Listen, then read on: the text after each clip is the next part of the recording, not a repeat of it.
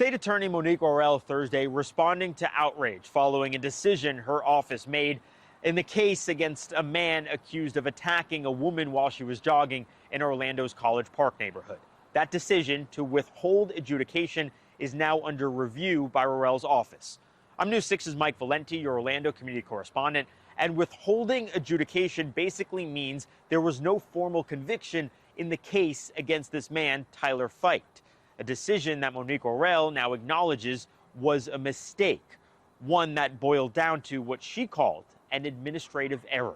When you say administrative, are you talking about paperwork, like he filed paperwork wrong? I mean, how was it communicated to you about what went wrong here? Yeah, I'm saying that for the plea agreement that he signed off on, rather than checking adjudication, he checked withhold of adjudication, and he shouldn't have. He should have checked adjudication. But was that part of the plea deal read out in court after he checked the box? I mean, when the judge reviewed the plea deal, did he say, I see you've checked withhold adjudication or anything like that? So I can't answer that because I haven't reviewed any video as to what happened in court, but I can tell you that typically plea offers are read to the court, and the court accepts or rejects a plea based on the agreement reached between the parties. State Attorney Monique Worrell says the prosecutor's actions in this case did not amount to anything illegal or unethical, but his performance is under review.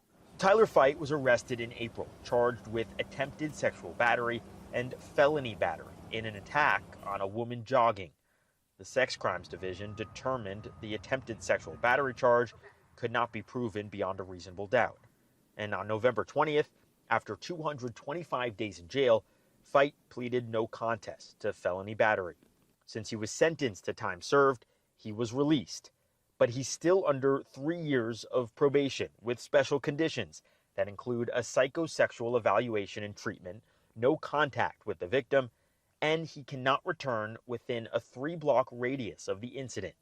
On Wednesday, News 6 spoke to people in College Park who have seen Feight in the area since he got out of jail. He walked this way, and I was walking that way. I want to go to that park. As far as the conditions are concerned, how does your office arrive at the 3-block radius? Because I'm sure, as you have heard, there are people in that neighborhood who claim to have seen Mr. Feight since he got out of jail, and it's quite unnerving for them.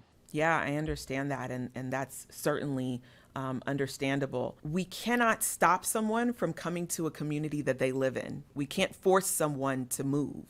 So the 3-block radius was to protect the victim in this case of what happened to her.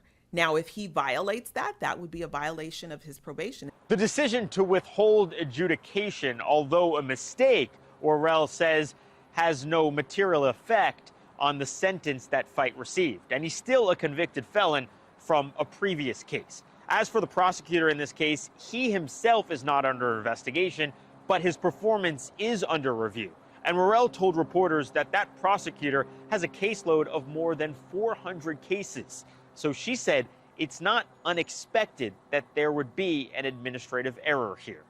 I'm your Orlando community correspondent, Mike Valenti, News 6.